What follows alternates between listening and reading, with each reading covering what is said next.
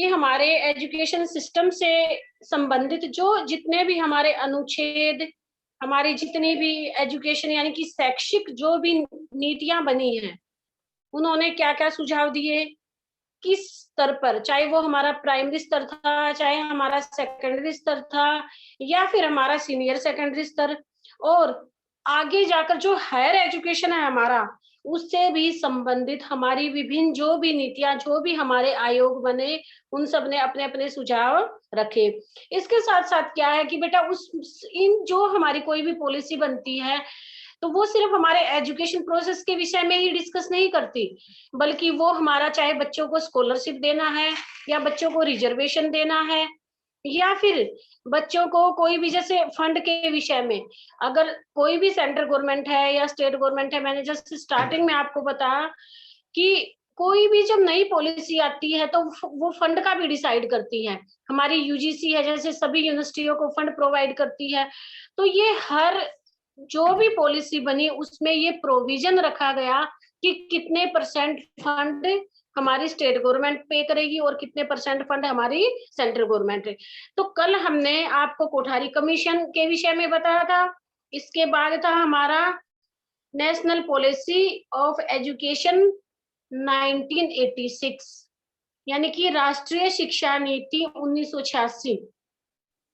सबसे बेटे आपका जो सेकंड यूनिट है उसमें हमारी सभी पॉलिसीज के विषय में अलग अलग डिटेल से क्वेश्चन बनता है कि जैसे हमारा माध्यमिक शिक्षा आयोग कब गठित हुआ था, 1952 और 53 में, तो उसने हमारे एजुकेशन सिस्टम के विषय में क्या बताया, तो वो अलग से 16 मार्क्स का क्वेश्चन बनेगा। लेकिन जो ये आज हमारा टॉपिक है, इसमें सिर्फ हमारे एजुकेशन के रिगार्डिंग हमारी जो पॉलिसीज हैं, उन्होंने क्या क्या सजेशन दिए, और इन सजेशन को किस लेवल, कौन से, चाहे हमारा ग्राउंड लेवल था या हमारा टॉप लेवल था, कहाँ तक कितना फॉलो किया गया। तो आज जो हमारी नेक्स्ट पॉलिसी है वो है राष्ट्रीय शिक्षा नीति 1986, यानी कि एनपीई 1986।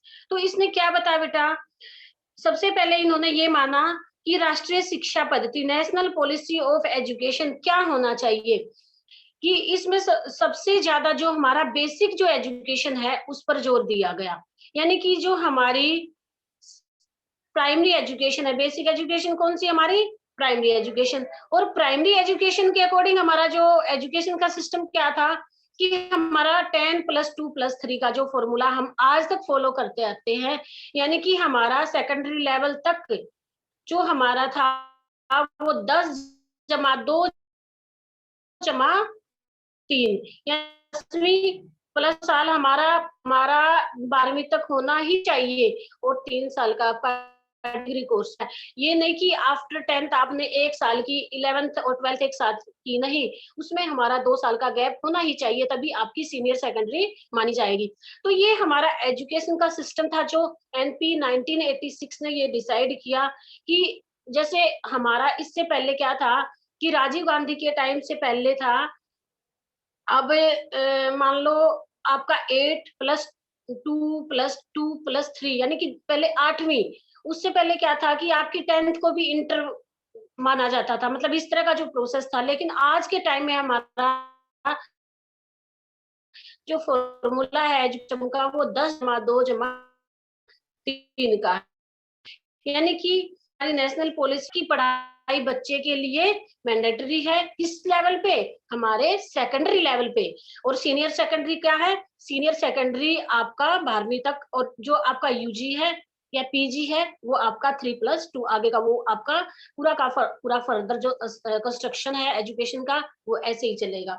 तो इसके बाद क्या था कि हमारा जो आधे से ज्यादा बच्चे थे वो 5वीं तक ही ड्रॉप आउट हो जाते थे, यानी कि वो अपनी पढ़ाई बीच में ही छोड़ देते थे। तो उसका क्या रीजन था, क्योंकि कई बार फंड की वजह से, कई बार 5वीं तक का तो हर जगह था, कई एक मिडिल स्कूल मैम हमारा आपकी आवाज कट सीनियर रही है, सेकेंडरी थोड़ा या सा ठीक सेकेंडरी, करो। वॉइस क्रैक वो कर रही है उसके बहुत ज्यादा। लिए मैम आपकी आवाज जो है मरमरिंग हो रही है, थोड़ा ठीक करो। ठीक है, ओके, नाउ कंटिन्यू प्लीज, एक बार कंटिन्यू करो। जी सर। हाँ, ठीक है। आ रही है सर? तो अब क्या था कि नेशनल पॉलिसी जो एजुकेशन की थी, उसने सबसे पहले ये डिसाइड किया बेटा कि हमारा जो 1 किलोमीटर का एरिया है, उसके अंदर एक हमारा प्राइमरी स्कूल, और जो हमारा 2 किलोमीटर का एरिया है, उसमें एक मिडिल स्कूल या हमारा स्कूल होना ही चाहिए, क्योंकि ड्रॉप आउट होता था, जाते थे आफ्टर 5th क्लास, तो उसके लिए हमारे बच्चों को आगे 10वीं तक की एजुकेशन देने के लिए एक सीनियर सेकेंडरी स्कूल का होना बहुत जरूरी था। और इसी पॉलिसी के तहत हमारे नवोदय विद्यालयों की स्थापना की गई। क्यों की गई? क्योंकि इसमें क्या होता है, नवोदय विद्यालय में हमारा बेटा 75% जो बच्चों का रिजर्वेशन होता है, वो रूरल एरिया से संबंधित होता है। यानी कि इस पॉलिसी में हमारे 75-75% जो बच्चे होते हैं, वो हमारे गांव के एरिया के बाद क्या होता है कि आपका जब 25% होता है, उसमें आपका कहीं का भी कोई बच्चा ले सकते हैं। और दूसरा क्या था आपका नवोदय विद्यालय में, कि आपका जो एक ऑपरेशन ब्लैक बोर्ड योजना स्टार्ट की थी, तो उसमें भी था कि एटलीस्ट 2 रूम हमारे पास होने चाहिए। और 2 रूम के साथ क्या होना चाहिए, 2 टीचर हमारे जरूर होने चाहिए प्राइमरी लेवल पे, एक मेल और एक फीमेल टीचर, प्लस आपका एक अलग से सेपरेट वॉशरूम भी होना चाहिए गर्ल्स चाइल्ड बॉयज के लिए।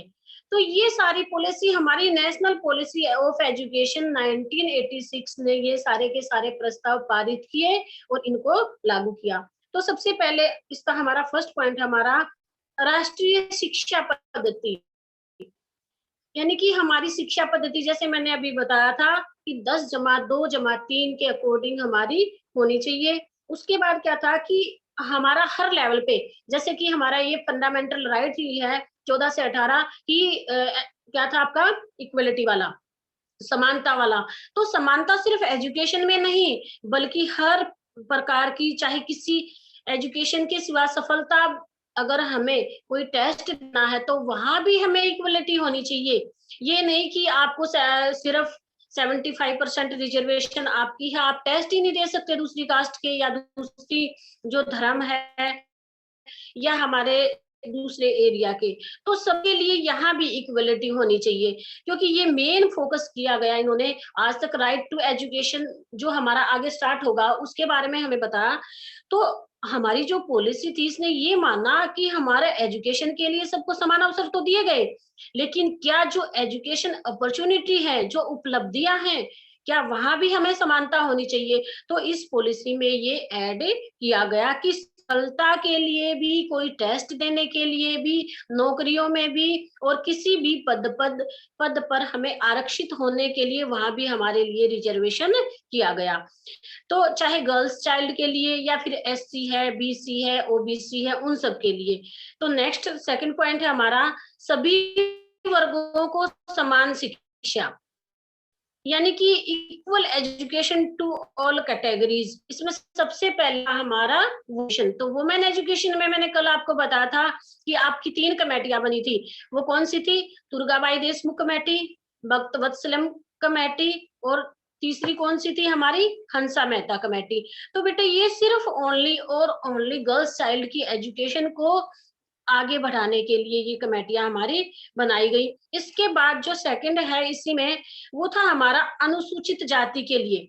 इसमें हर जाति के लिए, चाहे वो एससी है, बीसी है, ओबीसी, क्योंकि इससे पहले हमारे देश में जितनी भी बनी थी, एक कोठारी कमीशन को छोड़कर किसी पर फोकस नहीं किया गया। क्योंकि बिफोर इंडिपेंडेंट जो हमारा रूरल एरिया था, वहां तो बिल्कुल एजुकेशन का कोई भी प्रावधान नहीं था।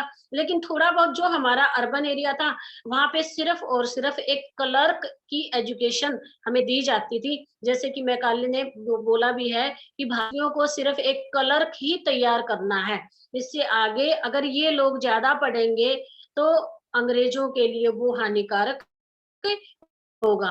यानी कि सिर्फ अंग्रेज हमें एक क्लर्क ही बनाना चाहते थे, आगे की एजुकेशन वो हमें नहीं देना चाहते थे। तो फिर वो हमारे लिए क्यों नीतियां बनाएंगे, क्यों हमें आगे बढ़ाएंगे?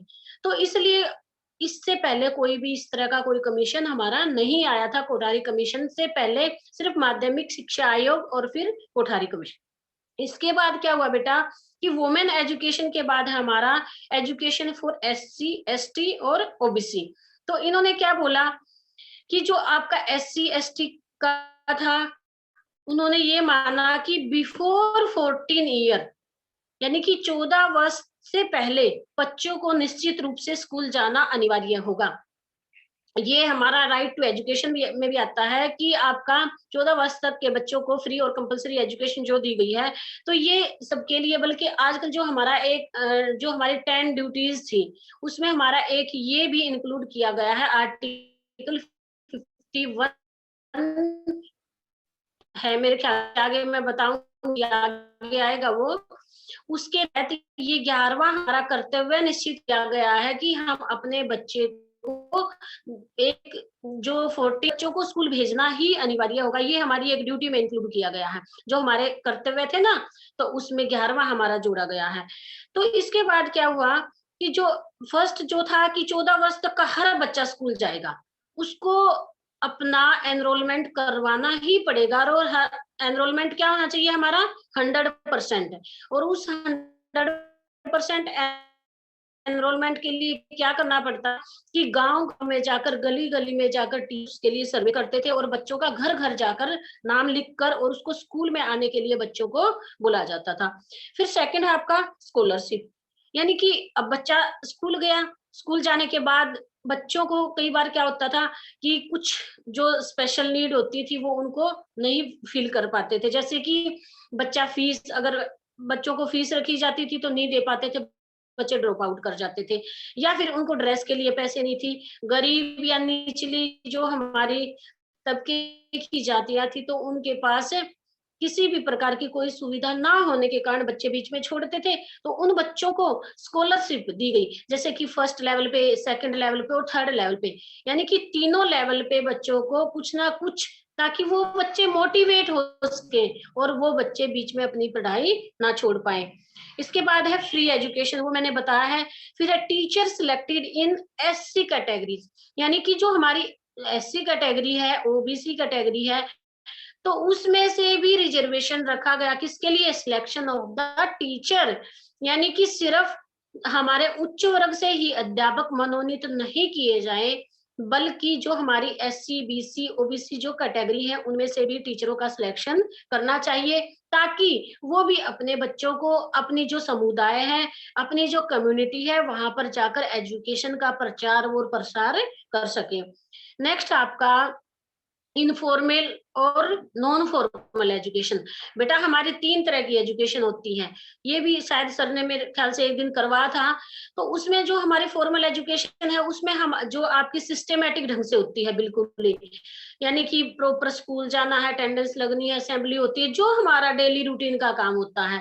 अब हमारी इनफॉर्मल और नॉन फॉर्मल एजुकेशन, वो एज लाइक डिस्टेंस एजुकेशन की तरह, कि जैसे दूर दराज का एरिया है, तो वहां पे क्या होता था, सबसे पहले जब हमारा आंगनवाड़ी व्यवस्था शुरू की गई, तो उसमें हमारी फर्स्ट और सेकंड क्लास के लिए शिक्षा का प्रावधान किया गया। क्यों किया गया?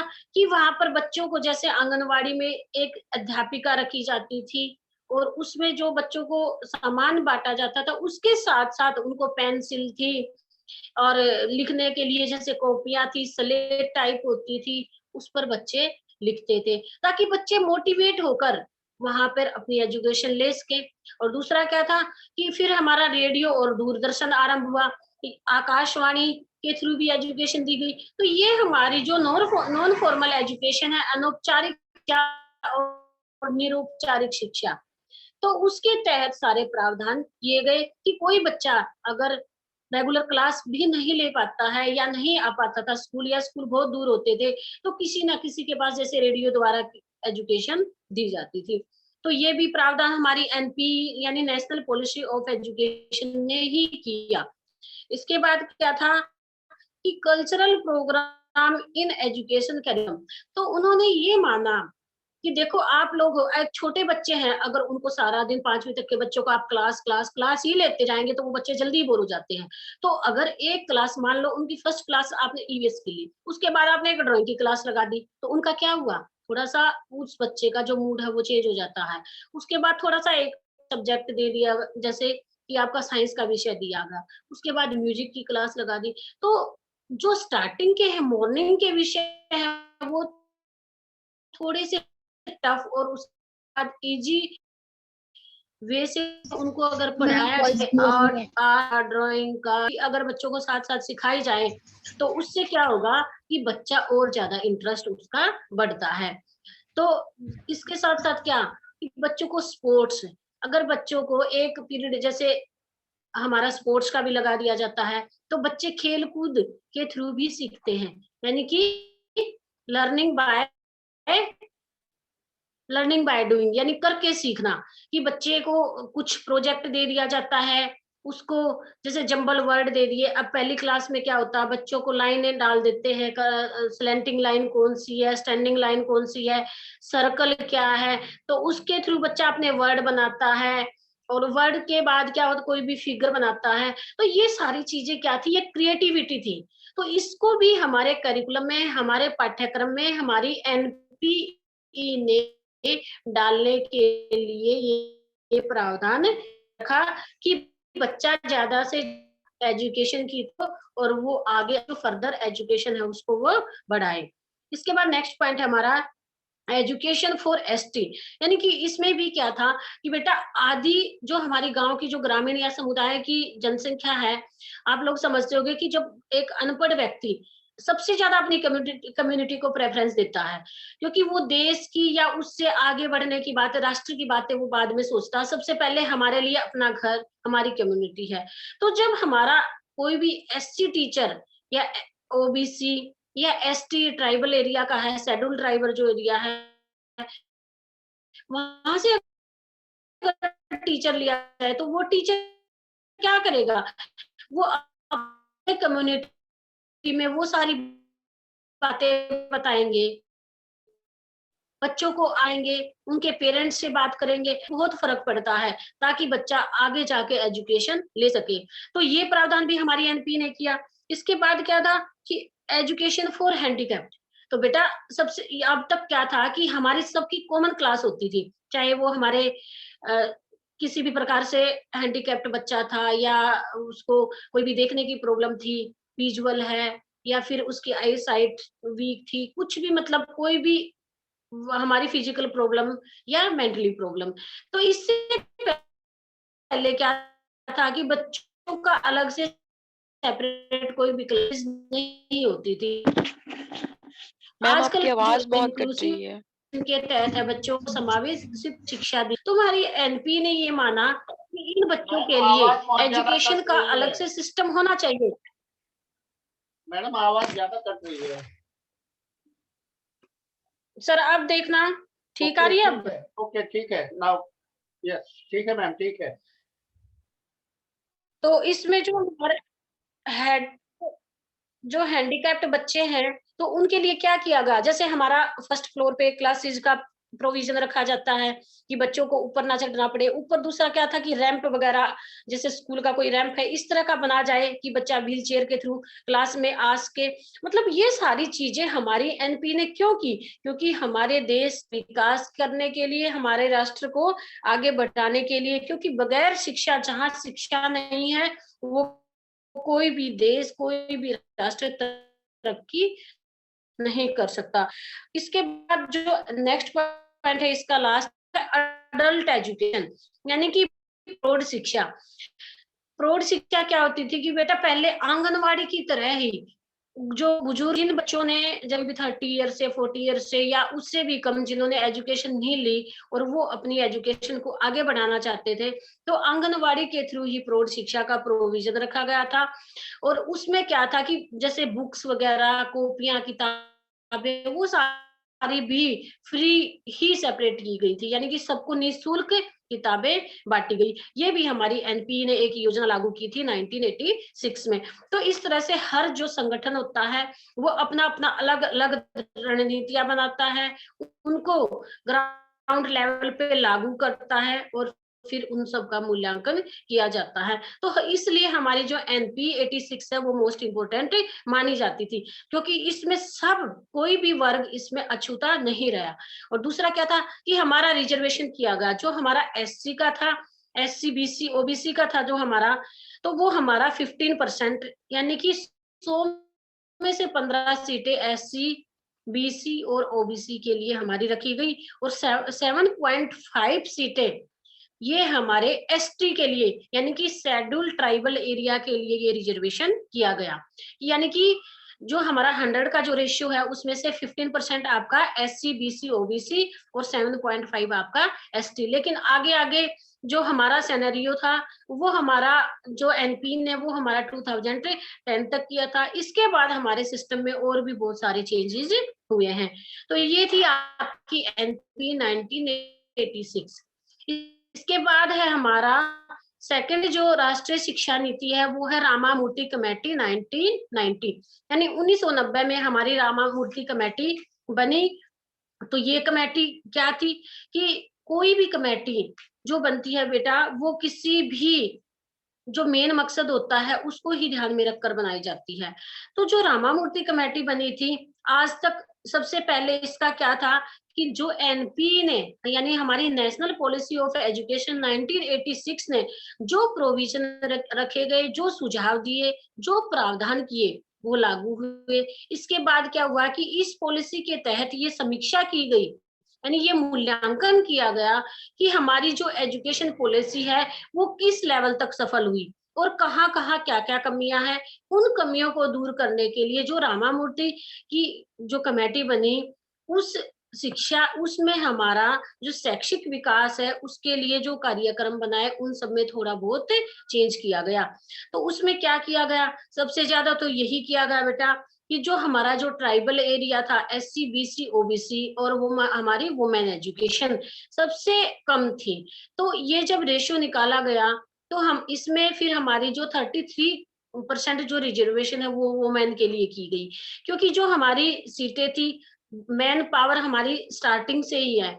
तो क्या होता था कि लड़कों की पढ़ाई ज्यादा होती थी, ज्यादा पढ़ते थे, वुमेन किसी कारणवश 10वीं 12वीं के बाद अपनी एजुकेशन देते थे। तो ज्यादा से ज्यादा जब टेस्ट देते थे तो 100 में से 80 85 90 तक बॉयज ही सिलेक्टेड होते थे। लेकिन ये रिजर्वेशन किया गया कि आपका 33% आपको गर्ल्स के लिए ही सीटें रखी गई। क्यों? क्योंकि अगर गर्ल्स, जब बॉयज को एजुकेशन ज्यादा दी जाती है, मतलब ज्यादा बच्चे बॉयज ही पढ़ते थे, गर्ल्स अपनी एजुकेशन आगे नहीं बढ़ा पाती थी, तो सिलेक्शन भी फिर बॉयज का ही होगा, खाली पड़ी सीटें जितनी भी है। लेकिन अब ये रिजर्वेशन किया गया कि आपको 33% सीटों पे सिर्फ और सिर्फ गर्ल्स को ही लेना है, 15 पे आपको एससी बीसी ओबीसी और 7.5 सीटों पर आपको एससी या जो हमारा आदिम जातियां हैं जो जंगलों में रहती हैं, जो हमारा शेड्यूल ट्राइबल एरिया है, उन बच्चों का सिलेक्शन ही होगा। तो ये हमारा एनपीई जो है ये हमारी राष्ट्रीय शिक्षा नीति है, रामामूर्ति कमेटी जिसको बोला है, इस रिपोर्ट में ये माना गया। इसके बाद इसने जो अलग से क्या किया, इसने सबसे ज्यादा जो अलग किया है वो है रिमीडियल क्लासेस। यानी कि बेटा रिमीडियल क्या होती है हिंदी में, जिस इसको बोलते हैं उपचारात्मक शिक्षण। उपचारात्मक शिक्षण क्या होता है कि इस परियोजना के तहत ज्यादातर स्कूलों में बच्चों का जब कोई भी टेस्ट लिया जाता है और बच्चा उस टेस्ट को क्लियर नहीं कर पाता है, मान लो किसी बच्चे को हम प्राइमरी लेवल पे 100 तक काउंटिंग देते हैं गवर्नमेंट स्कूलों में या प्राइमरी स्कूलों प्राइवेट स्कूलों में, सबसे पहले बच्चे को यही सिखाया जाता है। तो उस बच्चे को वो नहीं आता, ये नहीं कि हम उस बच्चे को आगे स्टडी करवाएंगे और उसको छोड़ देंगे, बल्कि उसको रिमीडियल क्लासेस करवाएंगे, उस बच्चे को दोबारा से दूसरे तरीके से, चाहे हमारी शॉर्ट टर्म यूनिट के थ्रू, चाहे थोड़ा थोड़ा करके उस बच्चे को वो क्लास दोबारा से करवाएंगे। और जब तक उसका एग्जाम होता है वो हम बच्चों को जब तक नहीं सीखता हम उसको सिखाते जाते हैं। यानी कि ये नहीं कि आपने एक चैप्टर करवा और आप आगे बढ़ गए, दूसरा करवा आप आगे बढ़ गए, तीसरा, इस तरह से हम आगे नहीं बढ़ते, बल्कि आपका जो एक तरह से प्रोग्राम लर्निंग है, हमारा प्रोग्राम लर्निंग आपका इसी बीएड का इस बेटे मेरे ख्याल से आपका बीएड फर्स्ट ईयर में था, बीएड फर्स्ट ईयर के थर्ड जो पेपर है उसमें जो पूजा मैम लेते हैं उसमें है। तो उसमें क्या होता है कि बच्चा पहले एक स्टेप करता है फिर दूसरे पे जाता है, लेकिन बीच में हम रिमीडियल यानी कि जब हमारी गलती है हम उन गलतियों को देखते हैं, उन गलतियों को फिर दोबारा से हमारा सुधार किया जाता है, हमारी क्लासेस लगाई जाती हैं। तो उस प्रकार से इसको रिमीडियल या उपचारात्मक शिक्षा भी बोला जाता है। तो इसके बाद है स्ट्रेटेजी फॉर ट्राइबल रिलीजन। जो आदिम जातियों के जो धर्म थे, वहां भी बेटा छोटे छोटे जो कस्बे बटे हुए थे, छोटे छोटे कस्बों में विभिन्न धर्मों के लोग रहते थे। तो अगर उनका क्या था कि आपस में लड़ाई झगड़ा ऐसे होता रहता था, तो उन सबको भी दूर करने के लिए वहां पर भी टीचरों का सिलेक्शन किया गया, स्कूल खोले गए और बच्चों को जो विभिन्न धर्मों से संबंधित बच्चे थे तो उनको एक विद्यालय में एजुकेशन दी जाने का प्रोविजन हमारा रखा गया। इसके बाद है facility of library in school, यानी स्कूल में पुस्तकालय की व्यवस्था। हर स्कूल में आज के टाइम में तो है बेटे, स्टार्टिंग से ही लाइब्रेरी का प्रोविजन रखा गया है। लाइब्रेरी की एक क्लास होती थी, बच्चों को अगर कोई बच्चा अपनी बुक्स वगैरह परचेज नहीं कर पाता तो बच्चों को लाइब्रेरी के थ्रू बुक इशू करवाई जाती थी और कुछ टाइम के लिए बच्चे उसको रिटर्न करते थे या फिर अपने नोट्स वगैरह बनाते थे, अपना लिखते थे, पढ़ते थे। दूसरा क्या था कि बच्चों को मोटिवेशनल जो क्लासेस थी वो भी रखी गई। और दूसरा जो हमारी लाइब्रेरी का जो क्लास होती थी उसमें बच्चों को कहानियों की, पहेलियों की और जो हमारी मोटिवेशनल जो स्पीच वगैरह की वो छोटी छोटी सी पैराग्राफ टाइप में जो कहानियां बच्चों को पढ़ाने के लिए प्रोविजन रखा गया कि बच्चे ज्यादा से ज्यादा लाइब्रेरी का यूज कर सके, क्योंकि बहुत सारे बच्चे लाइब्रेरी का जो पीरियड होता था उसमें या तो अपना काम करते थे या वो लाइब्रेरी नहीं जाते थे। तो कहानियों की किताबों के थ्रू, पहेलियों के थ्रू हमारी एजुकेशन को उस लेवल तक पहुंचाने के लिए हमारी रामामूर्ति कमेटी ने भी बहुत बड़ा योगदान दिया है। इसके बाद क्या था कि हमारा रिमीडियल क्लासेस के बाद था हमारा स्ट्रेटेजी फॉर करिकुलम, यानी कि पाठ्यक्रम से संबंधित वो क्या थी बेटा कि जैसे मैं पहले भी बताया था कि हमारी प्रॉब्लम सिर्फ और सिर्फ बुक की नॉलेज नहीं है कि हम बच्चों को किताबें 1986 वाली थी उसकी तरह ही हमारी रामामूर्ति कमेटी ने भी ये माना कि अगर बच्चों का करिकुलम हमारा इजी टू कॉम्प्लेक्स किया जाए और दूसरा क्या था कि बुकिश नॉलेज और जो किताब जो उनका सिलेबस है उसके साथ साथ अगर बच्चों को थोड़ा बहुत को करिकुलर एक्टिविटी का भी, जैसे एक क्लास हमारी स्पोर्ट्स की है, एक म्यूजिक की है, एक ड्राइंग की है, एक साथ साथ में जैसे 1 वीक में आपको सैटरडे में कोई भी क्विज करवा देते हैं या बच्चों का कोई कंपटीशन करवा देते हैं। तो इससे क्या है कि सिर्फ बच्चा ना तो सिर्फ बच्चा बोर होता है और दूसरा साथ साथ है कि उसकी को करिकुलर एक्टिविटी में बच्चा चाहे वो स्टेट लेवल है, अपना स्कूल लेवल है या इंटर स्टेट है, उसमें भी बच्चा क्या करता है कि उसका जो स्पोर्ट्स का जो कोटा है उसके तहत भी उसका सिलेक्शन किया जाना चाहिए। ये हमारी रामामूर्ति कमेटी ने बोला कि बच्चों को सिर्फ खाली किताबी ज्ञान मत दो, उसके साथ साथ बच्चों को चाहे ड्राइंग में कंपटीशन है या बच्चों को कोई भी डायग्राम बनाना है, इंटीरियर डेकोरेशन का है या स्पोर्ट्स का, किसी भी लेवल पर बच्चे का जिस चीज में इंटरेस्ट है उस बच्चे को के तहत ही शिक्षा दी। यानी कि बच्चा मेथड जो हमारा लर्निंग बाय डूइंग करके सीखना या लर्निंग बाय प्लेइंग खेलते हुए सीखना, ये हमारी शिक्षा का मेन प्रोविजन इसमें रखा गया। इसके बाद क्या था कि मॉनिटरिंग सिस्टम, जो रामामूर्ति कमेटी ने एनपी की तो सभी जो कानून थे या जो नीतियां थी वो फॉलो की, लेकिन इन्होंने अपने सिर्फ यही दिए कि एक हमारा रिमीडियल क्लासेज होनी चाहिए, दूसरा हमारा रिजर्वेशन होना चाहिए, तीसरा हमारा करिकुलम में चेंज होना चाहिए और चौथा है हमारा मॉनिटरिंग सिस्टम। यानी कि मॉनिटरिंग सिस्टम क्या था कि मान लो कोई भी, जैसे आपकी क्लास में भी आपका कोई भी लीडर बना दिया जाता है, कोई भी हेड बना दिया जाता है, तो उस वो आपकी क्लास का मॉनिटर होता था।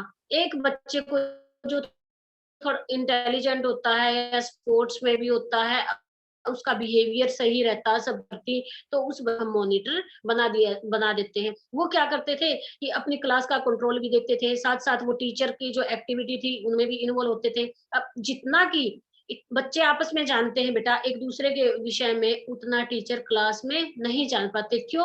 क्योंकि बच्चे टीचर के सामने वो सारी बातें नहीं कर पाते हैं कि जैसा कि अपना पीयर ग्रुप में एक बच्चा अपने समूह में सारी बातें शेयर करता है, तो कई बार बच्चे इन चीजों के तहत भी ज्यादा सीखते हैं कि एक दूसरे को बताकर कि आज ये स्पोर्ट्स का विषय हमें पढ़ना है या हमें कोई भी मैथ का है, साइंस का है, कौन सा विषय हमें पढ़ना है। तो एक मॉनिटरिंग सिस्टम लागू किया गया। तो ये हमारी रामामूर्ति कमेटी ने ही ये सिस्टम हमारा लागू किया कि क्लास में कोई ना कोई एक मॉनिटर, एक या दो मॉनिटर हमारे जरूर होने चाहिए, जिसको चाहे आप अपना हेड बॉय, हेड गर्ल या कोई भी मॉनिटर या लीडर कुछ भी मान सकते हैं। तो ये सिस्टम हमारा लागू किया गया। अब ये क्या था? Central advisory board of education committee, CABE, यानी कि central advisory board of education. इसमें क्या था बेटा कि इसमें जो हमारा जितना भी हमारा NP 86 है या हमारी रामामूर्ति कमेटी ने जो प्रोविजन रखे गए उन सब के विषय में सलाह दी गई। तो उसके लिए चाहे बच्चों का चाहे ट्रांसपोर्ट था, हमारा बजट था। तो सबसे पहले में इसमें बजट पे फोकस किया गया कि कई बार क्या होता है कि राज्य सरकार पूरा का पूरा वहन नहीं कर पाती है, तो हम क्या करेंगे? उसके लिए हमारी केंद्रीय सरकार हमें फंड प्रोवाइड करती है। जैसे स्टार्टिंग में जब हमारा सबसे पहले सर्व शिक्षा अभियान लागू हुआ, तो उसमें क्या किया गया कि हमारा प्रोविजन स्टार्टिंग में था कि 75% हमारी सेंट्रल गवर्नमेंट देगी और 75% हमारी स्टेट गवर्नमेंट। तो उसके बाद वो प्रोविजन ओनली 5 ईयर का था, फिर धीरे धीरे कम करते गए और उसके बाद क्या हुआ कि 85% जो हमारा स्टेट गवर्नमेंट और 15% सेंट्रल गवर्नमेंट। और जो हमारा जैसे असम है, गुवाहाटी है, अरुणाचल प्रदेश है या उधर का छत्तीसगढ़, बिहार, उस साइड का जो एरिया है वहां पे फंड का प्रोविजन ज्यादा रखा गया। किसकी तरफ से? सेंट्रल गवर्नमेंट की तरफ से। तो जैसे केरल था, अब केरल हमारा एजुकेशन में सबसे आगे है, तो वहां पे स्टेट गवर्नमेंट का जो फंड था वो ज्यादा रखा गया, क्योंकि कौन सी स्टेट हमारी ज्यादा डेवलप्ड है और कौन सी स्टेट हमारी कम डेवलपमेंट है, तो उस हिसाब से भी हमारा फंड का प्रोविजन हमारा किसने बताया? CABE, यानी कि जो हमारा केंद्रीय सलाहकार बोर्ड था उसने ये माना कि जब तक हम स्टेट गवर्नमेंट को फंड प्रोवाइड सेंट्रल गवर्नमेंट की तरफ से नहीं करेंगे, तो हमारा जो फंड है उसके ना होने के कारण हमारी शिक्षा में बहुत बड़ा जो अवरोध है वो उत्पन्न हो जाएगा। इसके बाद क्या बोला इन्होंने? इनका ये मानना था कि समान करिकुलम वो होना चाहिए। वैसे जो अगर देखा जाए तो बेटे जैसे हमारे यहाँ क्या है कि हमारा है SCRT, हमारा जो हरियाणा का है, भिवानी बोर्ड का है, हरियाणा गवर्नमेंट का है, वो SCRT का है, यानी कि स्टेट लेवल पे। अब जो हमारा सेंट्रल गवर्नमेंट का है वो CBSE का। अब तो हर जगह CBSE के स्कूल भी हैं, तो वो ये नहीं कि CBSE का अगर हरियाणा में स्कूल है तो वहां का करिकुलम अलग होना चाहिए, बिहार में है तो वहां का अलग होना चाहिए, उत्तराखंड में है तो वहां का सिलेबस अलग नहीं, बल्कि ये माना गया कि अगर CBSE के तहत कोई भी स्कूल है, चाहे वो छत्तीसगढ़ में है, झारखंड में है, उत्तराखंड में है, बिहार में है, हरियाणा, पंजाब, किसी भी स्टेट में, वहां का जो करिकुलम है यानी कि जो पाठ्यक्रम है वो समान होना चाहिए। चाहे हमारा प्राइवेट स्कूल है CBSE से रिलेटेड, या हमारा सरकारी स्कूल है, या हमारा केंद्रीय विद्यालय, या हमारा नवोदय विद्यालय। तो 4 तरह के हमारे विद्यालय होते हैं ना, एक नवोदय विद्यालय, केंद्रीय विद्यालय, और हमारा जो राज्य से संबंधित वो, और हमारे प्राइवेट। एक्सक्यूज मी मैम, तो आपकी आवाज बहुत इनमें कट हमारा रही है। अलग स्कूलों में भी अलग अलग सिलेबस कट रही है मैम आपकी आवाज। मैम आपकी आवाज कट रही है, नवोदय के बाद कुछ समझ नहीं आया, please can you tell me again? बेटा इसका जो हमारा नवोदय विद्यालय है या हमारा केंद्रीय विद्यालय है नेटवर्क देखते या रहना। अन्य जो स्टेट के सरकारी स्कूल है, या हमारे प्राइवेट स्कूल हैं, उन सब में समान हमारा पाठ्यक्रम होना चाहिए। यानी कि स्टेट वाइज अलग अलग हमारा पाठ्यक्रम नहीं होना चाहिए। अगर सीबीएसई से मान्यता प्राप्त कोई भी स्कूल है, चाहे वो सरकारी है, चाहे वो प्राइवेट है, चाहे केंद्रीय विद्यालय है या नवोदय विद्यालय, सबका समान हमारा करिकुलम होना चाहिए, उनमें विभिन्नता नहीं होनी चाहिए। तो इसके बाद है हमारा फ्री ट्रांसपोर्ट। तो बेटा जो ट्राइबल एरिया है या पहाड़ी एरिया है या दूर दराज का जो एरिया है, वहां पर ट्रांसपोर्ट की भी व्यवस्था की गई, और वो ट्रांसपोर्ट क्या था, वो हमारा फ्री ट्रांसपोर्ट हमारा होना चाहिए। ये नहीं कि बच्चों से उस ट्रांसपोर्ट का पेमेंट ली जाए। तो ये हम जो ये ने बोला, केंद्रीय सलाहकार बोर्ड ने 5 में जो हमारा मिड डे मील स्टार्ट किया गया, कब किया गया, 1995 में, और 12 करोड़ बच्चों को इसका लाभ स्टार्टिंग में दिया गया। यानी कि उस 1995 में जब हमारा मिड डे मील स्टार्ट हुआ, इसी पॉलिसी के तहत रामामूर्ति कमेटी के बाद जो सीबीए जो बोर्ड बना हमारा केंद्रीय सलाहकार बोर्ड, उसी के तहत हमारा मिड डे मील यानी कि जो हमारा दोपहर का भोजन था वो बच्चों को दिया गया। और उसमें सबसे पहले जो फर्स्ट जो हमारी इंस्टॉलमेंट रखी गई, उसके तहत 12,000 करोड़ बच्चों को इसका लाभ दिया गया। इसके बाद क्या हुआ कि धीरे धीरे बच्चों को उसमें चाहे मिल्क है या फिर आपकी वेजिटेबल्स हैं और या फिर फ्रूट है, वो धीरे धीरे जैसे जैसे प्रोविजन बढ़ता जाता है, फंड बढ़ता जाता है, तो वो योजना हमारी आगे बढ़ती जाती है। तो इसके बाद था वोकेशनल एजुकेशन। जैसे हमारा प्राइमरी लेवल पूरा होता है, सेकंड लेवल में हम जाकर होता है कि बच्चों को व्यावसायिक शिक्षा भी प्रदान की जाए, कि कुछ बच्चे आगे जो हमारी हायर एजुकेशन है वो नहीं ले पाते। अगर बच्चों को कोई भी टेक्निकल कोर्स है या वोकेशनल कोर्स है वो सिखा दिया जाता है, तो वो क्या करता है कि वो अपना अर्निंग बाय लर्निंग, यानी कि वो कमाते हुए भी वो सीखता है। और इसके बाद क्या था कि जो हमारा वुमेन एजुकेशन है, उसमें भी हमारा कढ़ाई का, बुनाई का, आपका किचन का या कोई भी पेंटिंग का, ये सारे के सारे कोर्स भी रखे गए, ताकि जो हमारी महिलाएं हैं वो शिक्षा के तहत चाहे आपका ड्राइंग का कोर्स भी कर सकती हैं, कढ़ाई का भी, बुनाई का भी, और किसी भी प्रकार की कोई चीज बनाने का वो कोर्स भी इसमें प्रोविजन रखा गया। इसके बाद क्या था कि सर्व शिक्षा अभियान।